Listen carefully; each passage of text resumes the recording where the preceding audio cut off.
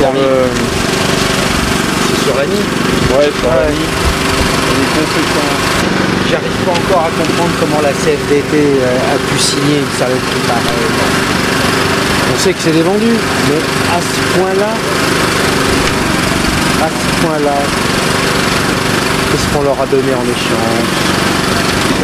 Avec cet accord qui était passé un peu plus tôt, on n'aurait pas eu la possibilité de faire un recours au tribunal pour défendre le PSE du privé. Voilà. Les organisations signataires, qu'elles soient patronales ou syndicales, sont minoritaires. Alors la CGT des hôtels de prestige économique et sa section CGT de l'hôtel de Crillon sont heureux aujourd'hui d'accueillir devant cet hôtel prestigieux une conférence de presse pour lutter contre l'ANI, qui est une véritable attaque, tout le monde le sait, contre les dispositions du Code du travail.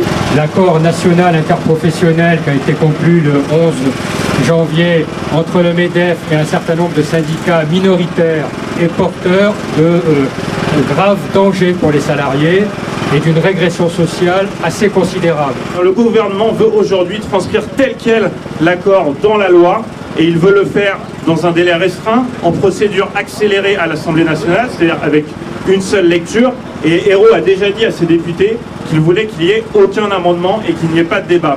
Sur, entre guillemets, les accords de maintien de l'emploi qui indiquent qu'en cas de graves difficultés conjoncturelles de l'entreprise, eh bien, on pourrait baisser les salaires des salariés et augmenter le temps de travail, avec la mobilité forcée sous peine de licenciement, la remise en cause des règles de licenciement collectif, la remise en cause du rôle des institutions représentatives du personnel, etc., etc.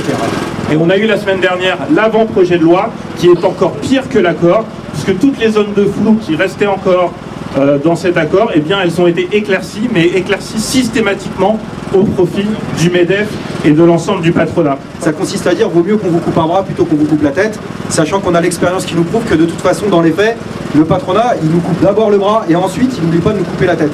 Je pense à ceux de Bouygues, à ceux de PSA, à ceux de Sanofi, à ceux de Virgin Megastar. Cet accord, évidemment, ne va pas permettre la nouvelle vague d'emploi qu'annonce le gouvernement, mais au contraire va permettre la grande vague de licenciements et la montée de chômage qui s'annonce. Notre objectif est de peser sur les débats au Parlement pour empêcher que cet accord soit retranscrit tel quel dans la loi, parce qu'une majorité de gauche qui a été élue pour améliorer les droits des salariés retranscrit un accord qui n'a aucune légitimité, parce que c'est un accord minoritaire signé par des organisations syndicales représentant une minorité de salariés, et retranscrire un tel accord serait aujourd'hui un déni démocratique.